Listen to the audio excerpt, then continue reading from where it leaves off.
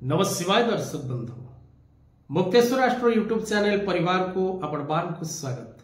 जो मित्र ए channel T देखुंटे कार्यक्रम T मूलरू शेष पर्यंत देखंतु एवं निजर मतामत दबा को कदापि भूलंतु नहीं एवं क्यों प्रकार रो वीडियो आपण धर्म भित्तिक वास्तु भित्तिक ज्योतिष भित्तिक शास्त्र भित्तिक पूजा पर्व पर्वाणी भित्तिक देखा चाहते ता मध्य निज कमेंट रे लिखा भूलंतु नहीं। जदि कार्यक्रम रे किछि त्रुटि रहुथाय ताकु मध्य आपण कमेंट करबा पई भूलंतु नहीं। आसंतु कार्यक्रम ऊपर को जीवा।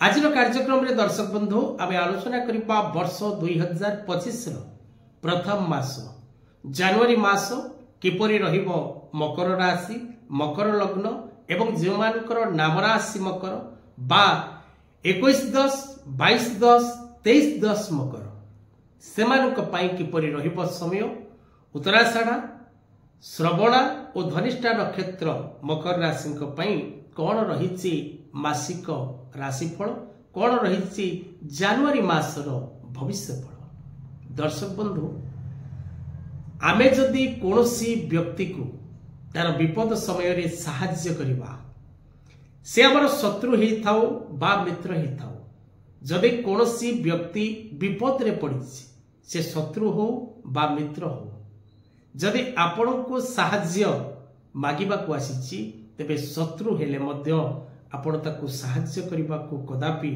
पछघुंचा दियंतु नाही।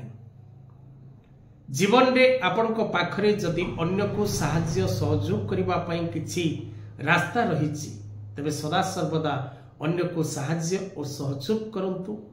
भगवती कृपा आपण को ऊपर सदा सर्वदा रहिबो। तेज दर्शक बंधु मकर राशि व्यक्ति विशेष मान कौन सी नूतन कार्य करने नूतन प्रोजेक्ट तैयारी करबा हो नूतन गृह निर्माण करबा हो नूतन व्यवसाय आरंभ करबा हो नूतन चाकरी करबा हो कौन सी नूतन कार्य आरंभ करने बा नूतन योजना कार्यकारी करने आपण को सफलता मिलिबो। जेकोसी कार्य आपण करबा को चाहउचंती जनवरी मासरे आपणकर से कार्यटी निश्चित भाव रे सुरुखुर रे पूर्ण हो। माले मकदमा कोर्ट कचेरी कार्य रे आपण निश्चित भाव रे विजय लाभ करिवे। आपणकर शत्रु निश्चित भाव रे पराजित हेबे। आपणक विरुद्ध रे जेते लोक थिले भी समस्ते आपणकर मित्रता आचरण करिवे। शत्रु माने आपणक निकट रे भयभीत हेबे एवं नूतन किछि कार्य भूमि भवन वाहन क्रय विक्रय करिबा रो जोग रहिछि। जदि आपण विक्रय करी क्रय करिबा को चाहंती तबे निश्चित भाव रे करि परिबे। जदि आपण केवल क्रय करिबा को चाहउचंती निश्चित भाव रे क्रय करि परिबे। मित्र मानकर पूर्ण सहयोग मिलेबो एवं विशेष करी पारिवारिक जीवन रे आपण सुख शांति आनंद लाभ करिबे। पिलामान को नहीं आपण खुशी और आनंद रे रहिबे। महिला माने पारिवारिक जीवन सुख रे काटिबे। छात्र छात्री माने शिक्षा क्षेत्र रे पूर्ण रूपे सफलता प्राप्ति करिबे एवं विशेष करी प्रेमिक प्रेमिका मान को पई समय उत्तम रहिबो। जो माने विभिन्न प्रकार व्यवसाय क्षेत्र रे निजको कनेक्ट करचंती समान को पई समय अत्यंत शुभप्रद रहिबो।